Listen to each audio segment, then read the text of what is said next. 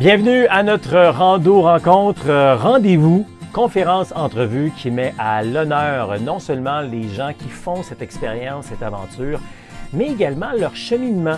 Le cheminement qui est souvent à Compostelle, des fois aussi sur le chemin du Québec et peut-être aussi occasionnellement ailleurs à travers le monde. Il y a beaucoup à apprendre là-dedans. C'est des beaux moments finalement pour aller chercher de l'information qu'on a besoin peut-être pour passer à l'action par nous-mêmes. Donc, ces rando-rencontres qui vous sont offerts avec grand plaisir. Et encore une fois, aujourd'hui, on va prendre le temps donc de parler avec... puis nous faire partager finalement cette grande passion. Je suis Pascal Auger, journaliste, conférencier, formateur et secouriste certifié pour Québec-Compostelle qui est informé, inspiré, préparé pour marcher au Québec ou encore Compostelle et instigateur, coordonnateur du Chemin du Québec. 1200 km de rando communautaire entre Montréal et le bout du monde étant le phare de Cap-Gaspé en Gaspésie, dans le parc Forion. 1200 km de bonheur sur l'unique chemin de rando communautaire en Amérique. Et moi, ce que j'aime faire, c'est d'aider les gens qui sont dans la réflexion, puis qui sentent le besoin de prendre une pause de leur quotidien pour mettre plus de sens, plus de liberté, plus de bonheur dans leur vie. Puis ça peut autant être des gens qui arrivent à la retraite, qui font une transition. Ça peut être des gens qui viennent de terminer les études ou encore un gros contrat avant de tomber dans un autre gros contrat, etc. C'est prendre une pause. Des fois, c'est des gens qui, pour des raisons de séparation, perte d'emploi ou encore ont retrouvé la santé, etc. Tu sais, on veut prendre une pause, on veut se faire du bien, on veut prendre du temps, être assez futé de dire « Hey, avant que je frappe un mur, moi, allez me faire du bien. » C'est ça, finalement, quand on se lance là-dedans, puis c'est ce que j'aime aider les gens à faire. Donc, on est là pour échanger sur la randonnée en général, mais plus particulièrement sur la rando communautaire. Et si ce terme-là ne te dit pas grand-chose, c'est qu'on a vraiment décortiqué la rando en 3 grandes catégories, un peu comme le vélo. Vélo de route, vélo de montagne, vélo touriste. Mais la rando, c'est la même chose. La rando, on a la rando-autonomie. La rando-autonomie, ça se décrit avec 4 mots bien simples: forêt, lac, montagne, raton laveur. Tu vois le genre, c'est du camping sauvage jour après jour. À l'inverse de tout ça, il y a la rando-tourisme. Et si la rando-autonomie, c'est vraiment sauvage, dans le bois, les toilettes, c'est là, la douche, c'est la rivière, le ruisseau, la rando-tourisme, c'est totalement le contraire. Très luxueux. Satin, soie, luxe, abondance. On a des chambres privées, salles de bain privées, des repas gastronomiques, etc. Donc, 2 expériences extrêmes l'un de l'autre. 2 belles expériences, sûrement pour bien des gens, mais ni un ni l'autre est une expérience Compostelle. Une expérience Compostelle, c'est entre les deux. C'est de la rando communautaire, un pèlerinage. Si ce mot-là t'a fait peur, ne t'inquiète pas. De toute manière, la majorité des gens aujourd'hui ne font pas Compostelle pour des raisons religieuses. Il y en a qui le font, puis c'est très correct également. Mais le pèlerinage, dans le fond, c'est un marcheur, c'est un chemin, c'est une communauté, c'est un lieu, un but, un lieu sacré pour toi. C'est pas obligé d'être juste une église ou une cathédrale, c'est le lieu sacré qui te convient. Donc, c'est surtout là-dessus qu'on mise. Et encore une fois, c'est surtout là-dessus qu'on va jaser quand on va parler comme on fait tout le temps avec nos invités. On aime parler autant du chemin du Québec, mais également des chemins de Compostelle. Je dis bien les chemins de Compostelle. C'est une autre chose que les gens ne savent pas souvent. Il n'existe pas juste un chemin de Compostelle, il y en a plusieurs. Il faut choisir son bon chemin. Puis les gens qui viennent nous parler ici en conférence entrevue nous aident à décortiquer, à démêler un peu pour comprendre c'est quoi la différence entre les chemins, puis quel est le meilleur chemin pour moi également. Et ça arrive occasionnellement aussi qu'on peut parler d'autres chemins du genre à travers le monde. Pour répondre à vos questions, sachez que c'est toujours possible. Hein? On a 2 groupes pour ça, 2 groupes Facebook. Le groupe Marché égale santé égale bonheur, qui est très large et surtout pour aider les gens qui veulent se préparer pour marcher au Québec ou encore Compostelle.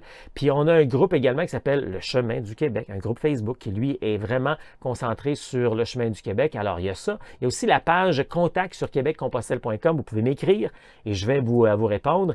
Et si vous êtes membre passionné ou encore la totale, sous chacun des coachings, sous chacune des vidéos, vous avez une place pour m'écrire. Et puis, on a nos coachings également une fois par mois où là, je prends le temps avec tout le monde de répondre aux questions en direct, en groupe privé.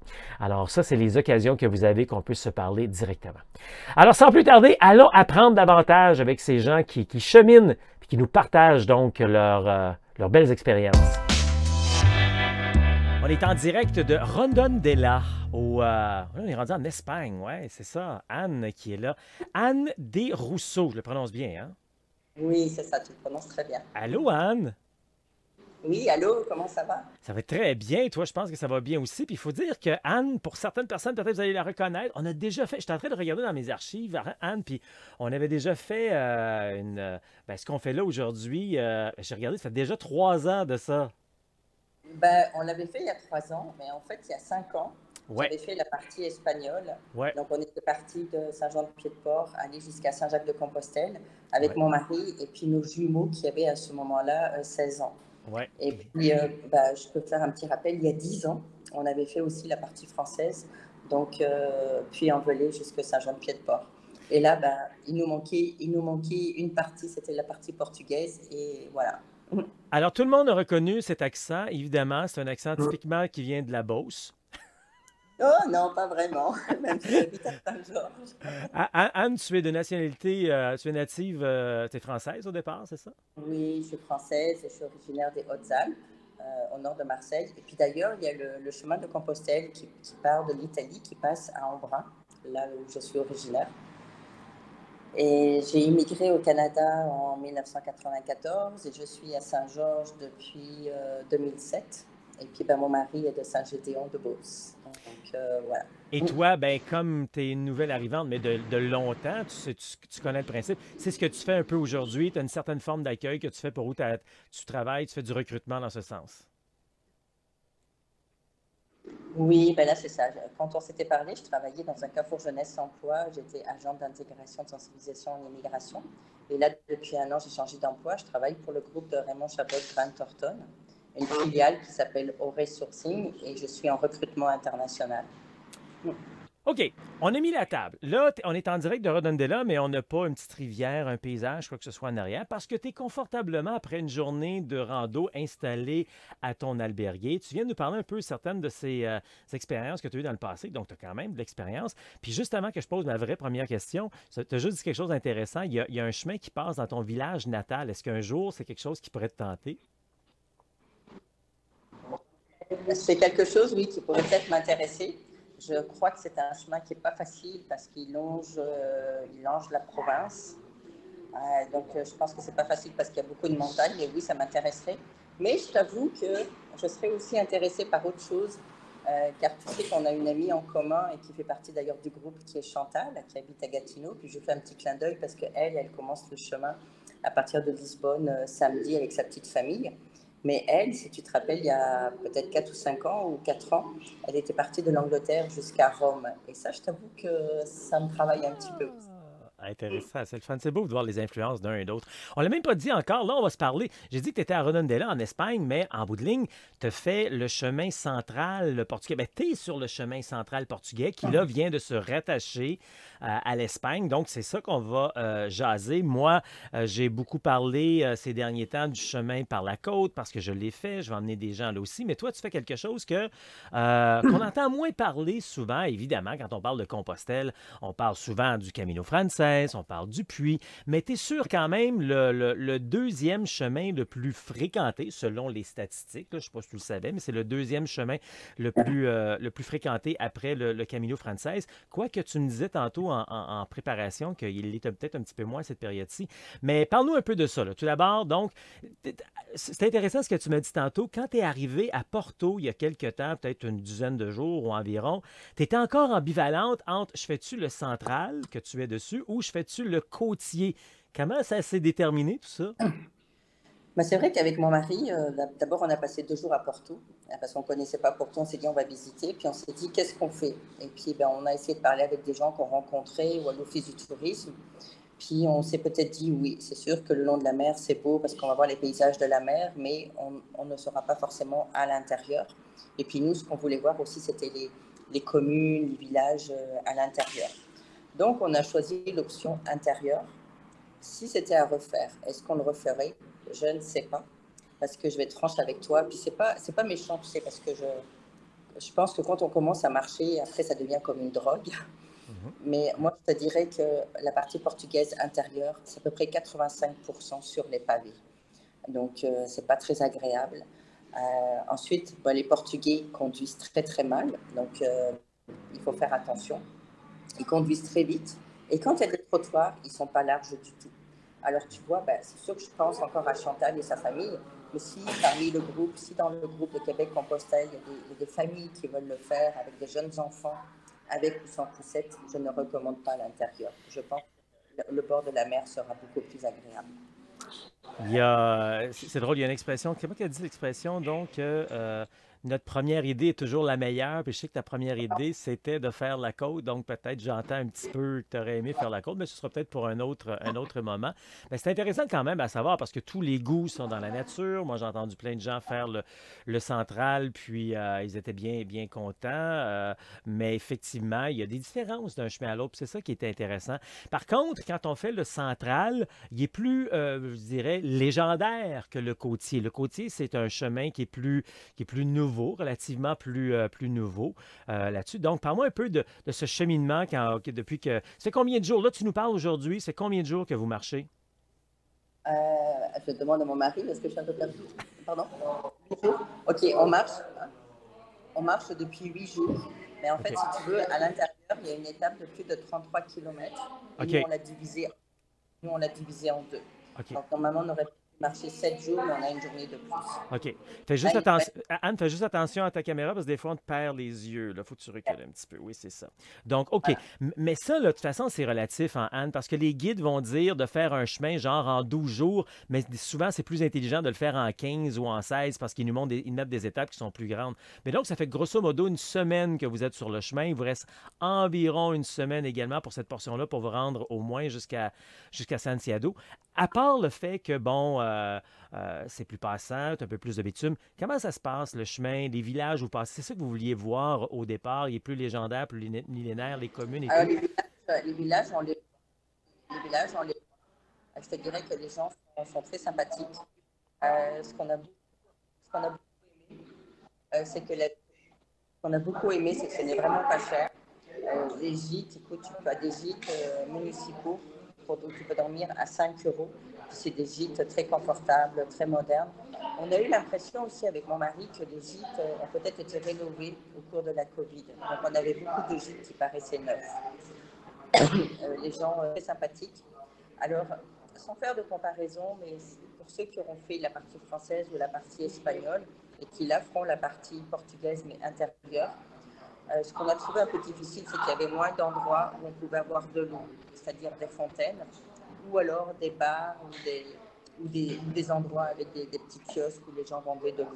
Ça, peut-être que c'est un handicap. Alors, c'est sûr que le matin, il faut partir avec sa bouteille d'eau remplie d'eau parce que ça peut prendre jusqu'à la fin de l'étape avant que tu aies de l'eau pour certaines étapes. OK. Tantôt, tu me disais que, il y avait une étape écrite à 33 km. On n'est pas obligé de faire ça. Souvent, il y a des villages entre les deux. Jusqu'à présent, votre plus petite par choix, votre plus petite étape et votre plus longue, ça a été quoi? Pardon, j'ai pas compris. Excuse-moi, j'ai pas compris. Jusqu'à présent, l'étape la plus petite et l'étape la plus longue, ça a été quoi? L'étape la plus longue pour nous, ça a été la première, 27 km. Et l'étape la plus courte, 16 km. 16-18 km. 18 km, ça a été l'étape la plus petite. Après, je te Mais, dirais, oui. je voudrais te dire quelque chose. Je n'ai pas pu l'écouter, mais je sais que tu voulais faire un Facebook Live sur les 5 erreurs ou les 5 choses à ne pas faire. Alors, j'en aurais une à dire. Oui. Ça nous a beaucoup marqué, Marie et moi. On a vu une dame seule, aller peut-être la cinquantaine passée du Danemark.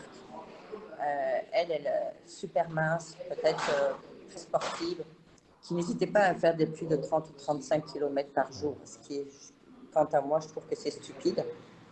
Et est arrivé ce qui devait arriver. Malheureusement, elle est tombée. Et aussi parce qu'il faisait super chaud, hein, parce qu'il fait chaud quand même. Donc elle s'est fait mal au nez. Elle a eu des points de suture au niveau de la lèvre. Elle a des gros là. Et puis elle a eu des dents cassées. Elle a perdu connaissance pendant Wow. 2-3 minutes. Elle est allée à l'hôpital. Alors, tu sais, partir seule ou alors faire autant de kilomètres, je ne le recommanderais pas. Alors tu me diras, oui, mais des fois, on voit des gens qui peuvent s'arrêter, nous aider. Mais quand justement, il n'y a pas beaucoup de monde, tu peux te retrouver seul pendant 1 ou 2 heures.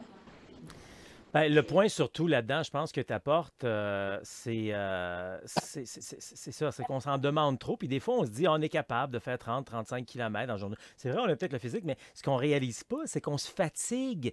Et si on se fatigue, on perd de la vigilance. Si on perd de la vigilance, on est moins allumé. Puis juste un petit caillou, peu importe, une souche, peu importe, on tombe. Puis c'est ce que, comme tu viens de dire, puis notre voyage peut arrêter rapidement. Alors effectivement, c'est beaucoup plus sain de faire Ouais, je suis d'accord avec toi. Moi, j'aime beaucoup les 15-20 km maintenant. Ça permet vraiment de prendre le temps, puis d'observer, puis d'apprécier le moment présent. Oui.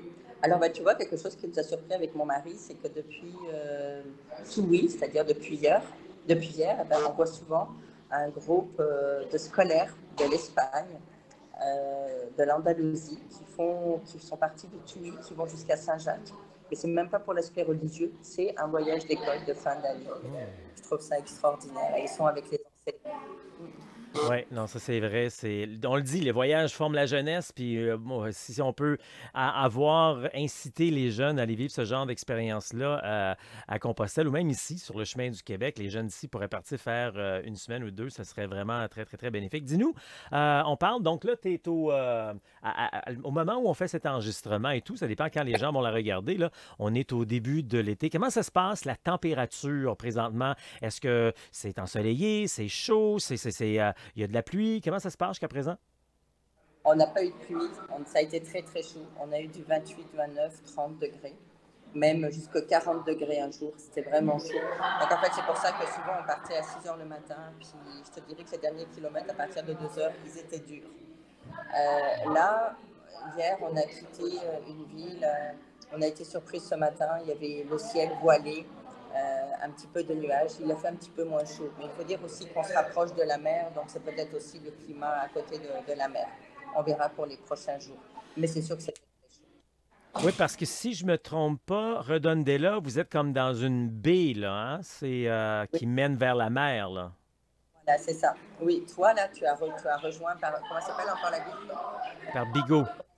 Voilà, voilà, Vigo. Toi, tu es arrivé à Vigo et Oui, après, tu as rejoint l'intérieur. Et nous, on est juste à côté de Vigo. parfait. Excuse-moi pour le bruit derrière, les gens arrivent. Ah, ça fait partie de l'environnement et de l'ambiance, c'est bien parfait. Donc, pour la température, peut-être ici, c'est ça, le fait que tu sois plus au central et sur le bord de la mer, ça doit être un petit peu plus frais. Donc, voilà une des autres différences qu'il peut y avoir. Parle-moi également, ben, justement, ça tombe bien, tu dis que les gens arrivent et tout. La fréquentation depuis Porto sur ce tracé. La fréquentation, bah, jusqu'à Valença, on pouvait rencontrer 3, 4, 5, 6, 8 personnes par jour. Dans les gîtes, on était des fois 4, des fois 8, des fois 10. Et comme je te dis, à Valença, on était peut-être une quinzaine dans le gîte. Hier, dans le gîte où on n'était pas nombreux, mais c'est sûr que depuis hier, on voit beaucoup, beaucoup de monde. J'ai même pris une vidéo, c'est hallucinant. C'est plus que 100 personnes, c'est hallucinant. Ça me fait vraiment penser aux 5 derniers kilomètres Hmm. quand on a fait la partie espagnole. Et en plus, on l'avait fait juste avant la Saint-Jacques. Donc là, c'est sûr qu'il y avait beaucoup plus de monde qui allait à Saint-Jacques pour la Saint-Jacques. Non, là, c'est vraiment hallucinant. Je ne pensais vraiment pas revoir autant de monde. Donc, en résumé, pour ceux qui ne connaissent pas, là, c'est que là, tu viens de rentrer pratiquement en Espagne, puis tu es plus ou moins peut-être à 100 km, puis souvent les gens vont faire uniquement, surtout les Voilà. Espagnols, vont faire uniquement les 100 derniers kilomètres. Donc, il y a une ville qui s'appelle Sarriá sur le Camino Frances qui est très populaire pour ça. Et donc, quand on arrive du sud, autour de Redondela, Tui, c'est là que les gens vont être un petit peu plus fréquentés pour ce chemin, finalement. Exactement. Et puis aussi, bah, aujourd'hui, on a vu peut-être 6 ou 8 Américains qui font le tour portugais en vélo.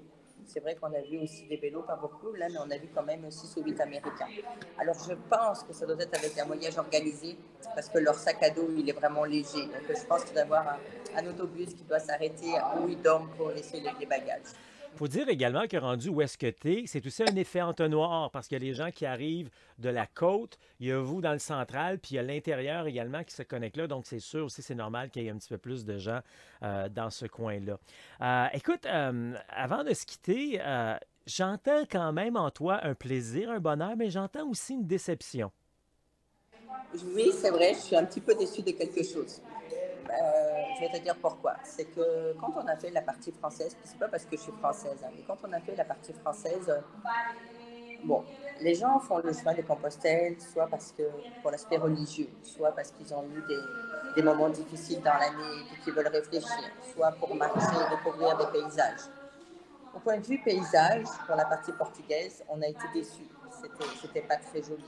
Mais surtout, ce qui nous a manqué, et pourtant, diable, mon mari, comme tu sais, c'est une personne publique, donc des fois, on a besoin de décrocher du public. Ce qui nous a peut-être manqué, c'était de rencontrer des gens, parce que tu sais que c'est une richesse superbe, le chemin de Compostelle, pour rencontrer des gens, pour dialoguer, pour échanger. Donc c'est peut-être ça qui nous a un petit peu manqué. Et puis aussi les maudits pavés, ça, les maudits pavés, j'ai trouvé ça difficile. Oui, j'entends beaucoup cette déception aussi des pavés, puis peut-être cette richesse de rencontres. Ben écoute, au moins tu l'as connu auparavant, puis ça fera partie quand même des expériences que tu as eues. Donc, jusqu'à présent, mis à part ça, jusqu'à présent, ce périple, tu retiens quoi finalement en résumé? Ah, écoute, un beau défi personnel pour moi, parce que depuis un an, je suis en travail, je suis en télétravail. Donc, j'avais des problèmes un petit peu avec mes jambes, c'est la rétention d'eau parce que je ne bougeais pas. Donc, je suis contente, je m'étais bien préparée, donc je n'ai pas de problème pour marcher. Un beau défi. Je suis moins fatiguée que peut-être que les deux autres fois le matin. J'ai hâte de repartir. Non, c'est un beau défi. C'est un moyen aussi, comme tu sais, de revenir aux vraies valeurs, de faire table rase de tout, de couper avec le monde, même si le soir, des fois, on essaie de parler avec nos enfants parce que cette fois-ci, ils ne sont pas venus avec nous. Il y a quand même il y a quand même beaucoup de points positifs. Excellent. Ben écoute, en terminant, y a-tu quelque chose que j'ai oublié de te demander que tu voudrais mentionner sur ce périple? Non, écoute, c'est tout. La prochaine fois, pourquoi pas, j'aimerais bien faire la partie le long de la mer. Pourquoi pas avec un de tes groupes? Pourquoi pas? Parce que j'ai vu Bravo, j'ai vu que tu avais déjà tout un groupe complet. Félicitations. Et Oui. puis écoute, c'est ça. Je dis pas non aussi pour faire un autre périple. Je dis pas non non plus pour faire, pourquoi pas, des parties du chemin de Compostelle au Québec. Uh-huh. Je dis pas non. Parce que comme je te l'ai dit, puis beaucoup le savent, puis je pense que toi aussi tu le sais, quand on commence à marcher, ben après on n'a que envie de marcher, marcher. Parce qu'on voit les paysages différemment. Comme on disait avec mon mari, si on était au Portugal, en voiture, ben, on s'arrêterait pas forcément, on ne regarderait pas les paysages. Alors que là, tu n'as pas le choix. Tu es avec ton sac Oui. à dos, tu découvres les paysages. Oui. Puis je te souhaite effectivement, je sais que présentement tu es beaucoup dans les chemins à Compostelle et tout, mais je te souhaite un jour de vivre l'expérience au Québec. Tu vas être impressionné de voir comment il y a les similitudes et c'est pas pour rien qu'on dit que c'est aux valeurs Compostelle. Tout a été construit, développé selon les valeurs Compostelle, puis après on apporte notre bonheur sur le chemin, notre décrochage, puis c'est fascinant tout ce qu'on voit. C'est sûr que c'est moins dépaysant quand on traverse, mais quand même il y a quelque chose de fascinant parce qu'on prend le temps de marcher des endroits qu'on n'a jamais marché, même si on connaît notre Québec, le marché, c'est vraiment autre chose. Je le dis tout le temps, on ne connaît pas notre village, notre région, notre pays si on ne l'a pas marché. Ben, écoute, je te dis pas non, parce que moi, en fait, à chaque fois que j'ai eu des vacances, ben, soit j'étais à notre chalet quand on avait encore le chalet, ou j'étais en Europe. Donc, il n'y a pas beaucoup de régions que je connais du Québec. Donc, je dis pas non, parce que justement, ça me permettrait de découvrir des régions du Québec. Ben, génial. Merci beaucoup pour ce temps. Puis écoute, buen camino à toi puis Monsieur le maire. Oui, merci beaucoup. Allez, bonne soirée à toi. Bye bye. Bye bye. Ben voilà, j'adore ces rencontres. La rando communautaire, c'est exactement ça. La rando communautaire, c'est beaucoup la rencontre des gens. Pas juste des lieux, pas juste des paysages, pas juste la démarche, pas juste la marche, mais la rencontre des gens. C'est tellement enrichissant. Puis en bout de ligne, dans tout ça, c'est la rencontre de soi aussi. Puis ça, c'est tellement un beau cadeau à se faire. Si ça vous tente de faire des activités avec nous, vous allez faire un tour sur québeccompostelle.com, vous cliquez sur Autres. Il y a un menu déroulant. Là-dedans, vous allez retrouver le calendrier de tout ce qu'on fait dans une année. Tous les blocs, tout ce qui est en blanc, écrit en rouge, c'est des activités PDF, occasion gratuites. Des podcasts, des Facebook Live, etc. Donc, 60 à 75 du calendrier, c'est gratuit, que vous pouvez participer donc à cette belle communauté et la faire grandir davantage. Alors, si vous avez des questions, ben nous autres, on a des réponses. Vous pour vous, autant pour la marche au Québec ou encore Compostelle. Il y a bien des manières de pouvoir se jaser. Il y a les différents groupes aussi qu'on a. Marché égale santé égale bonheur. Et puis, il y a aussi l'autre groupe Facebook Chemin du Québec. On peut répondre à plein de questions. Il y a aussi l'onglet Contact dans Québec-Compostelle. On clique sur Contact, on peut écrire par courriel. Et il y a aussi la possibilité de jaser quand vous êtes membre passionné ou encore la totale. À chaque mois, on fait un coaching. Je réponds à toutes vos questions que vous avez dans votre préparation. Parce qu'en bout de ligne, Québec-Compostelle, c'est de rendre la rando 3A. Agréable, accessible et abordable. Agréable, c'est quand on est bien préparé, quand on est bien équipé, ça devient le fun. Accessible, c'est de réaliser que on peut faire ça également dans notre environnement, dans notre entourage. On n'est pas obligé d'aller se rendre jusqu'à Compostelle, mais si on veut le faire aussi. Puis abordable, le but ici, c'est pas de vous vendre de l'équipement, c'est de vous faciliter la vie, de vous donner tous les outils, toute l'information pour que lorsque vous serez rendu là, après la préparation, c'est-à-dire après de s'être informé, après de s'être inspiré, quand vous serez rendu à la préparation, d'avoir tous les outils nécessaires pour faire le bon choix pour que ça vous coûte le moins cher possible. Parce que c'est pour ça qu'on part toujours avec le 3G également. Tout ce qu'il y a dans votre garage, dans votre grenier, dans votre garde-robe. Et après, s'il nous manque de quoi, on ira en magasin. Il n'y a pas un magasin qui va vous dire ça, évidemment. Un magasin, c'est un magasin, il faut dire des vraies affaires. Ils veulent vendre des trucs. Alors nous, on vous dit exactement ce que vous avez besoin, ce que vous n'avez pas besoin. Puis si vous voulez vous faciliter la vie, même, on a tout mis ça disponible sur une plateforme qui s'appelle Les Indispensables de la rando. Ça aussi, c'est disponible en allant faire un tour sur québeccompostelle.com. On clique encore une fois sur le menu Autres. Et là, tout à coup, apparaît un menu déroulant. Et là, vous avez Les Indispensables de la rando. Il y a même la liste complète. Là, si vous voulez télécharger la liste, on vous donne plein d'affaires de grande valeur. Hein? On ne cache rien. Vous allez avoir la liste de tout ce que vous avez besoin. Mais quand je dis tout ce que vous avez besoin, c'est uniquement ça pour avoir un sac à dos de cette grosseur-là, pas plus gros, avec pas un plus gros poids. On n'est pas là pour vendre des trucs que vous n'avez pas besoin, OK? Donc, c'est une petite liste. Et si vous voulez pas vous casser la tête, c'est pour ça qu'on a créé les indispensables de la rando. Vous n'êtes donc pas dans un magasin à vous casser la tête. Bon, c'est quel pantalon je devrais prendre, quel chapeau je devrais prendre, quelle lampe je devrais prendre, quel bâton je devrais prendre. On a tout sélectionné. Il faudrait juste à choisir les grandeurs puis la couleur. C'est tout.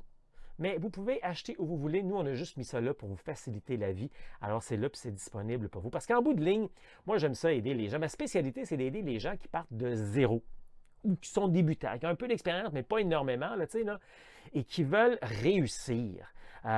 Aider les randonneurs, finalement, qui sont en manque de confiance, de motivation, à avoir cette assurance, finalement, pour avoir une bonne préparation, à réaliser son rêve de vivre l'aventure au Québec ou encore Compostelle de manière humaine, réussie, sécuritaire et sans blessure. Et c'est ça qu'on fait avec Québec-Compostelle, puis avec toute la communauté également. Alors, laisse-toi emporter par la communauté. Tu vas rencontrer plein de gens qui vont t'inspirer également, comme on l'a vécu avec notre conférence entrevue aujourd'hui. Tu mérites une pause. Alors, réalise ton rêve de marcher au Québec ou encore Compostelle. Ça marche.